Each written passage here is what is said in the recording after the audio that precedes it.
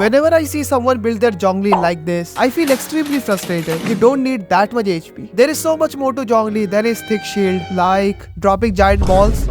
Well, Zhongli's shield is the focal point of his kit, but that doesn't mean you need 60,000 HP to fully maximize his shield. That's why today I'll tell you exactly how to make his shield thick so you don't die and do some decent amount of damage with him and also provide some good support to your team. Zhongli is also a support character and he supports his teammate with that thick shield, and also he can petrify smaller enemies with his burst for a short time. His shield scales with only HP while his burst scales with both HP and attack. So building him with HP is the correct way. Zhongli's shield has a base absorption amount that is 2506 at level 9 and an additional absorption amount that is 21.8% of his max HP at level 9. His elemental skill's duration is 20 seconds and the cooldown is 12 seconds. So you can recast your shield after just 12 seconds. So you just need his shield to last for at least 12 to 14 seconds. Then you can switch to him and recast his shield. And to do that, you only need around 35,000 HP, which is pretty easy to achieve. You can get around 35,000 HP with only 2 HP artifact pieces without an HP weapon. And that opens a possibility to equip him with a more offensive or a supportive weapon. The build that I'm using since Zhongli's release around 3 years ago is this: HP Sand, HP Goblet and a crit rate circlet with the Favonius Lance as my weapon. The crit rate is to proc the passive of Favonius Lance that generates energy, and with this build my Zhongli has around 36k HP and almost 62% crit rate. With this I can reliably proc the passive of Favonius Lance that helps out my team a lot more than a thicker shield. And for the artifact sets, I went with the 2-piece Tenacity of Millelith for 20% more HP and 2-piece Noblesse for that extra burst damage. And yes, with this build your meat wall will also do some pretty good damage. And if you want to increase your support capabilities even more, you can give him the 4-piece Tenacity of Millelith that will increase your entire team's attack by 20% and shield strength by 30% when his elemental skill hits a target. This is where his pillar comes in handy that can constantly hit enemies and you will have this buff almost all the time, but some bosses can break his pillar, so be mindful of that. And that 30% extra shield strength means more thicker shields. And one last thing, sometimes you will need to build him with full HP like with those godforsaken consecrated beasts in the previous abyss cycles who just keeps on attacking and do a shit ton of damage. If they're back in the abyss, no Zhongli can save you, but he can. Well, that was all. Remember to build him with a good amount of HP, but don't go overboard. Use weapons and artifacts that provide support to your entire team and drop giant meatballs on those little shits. Watch Zhongli sugar daddy's build by clicking here. Yes, here. Click it.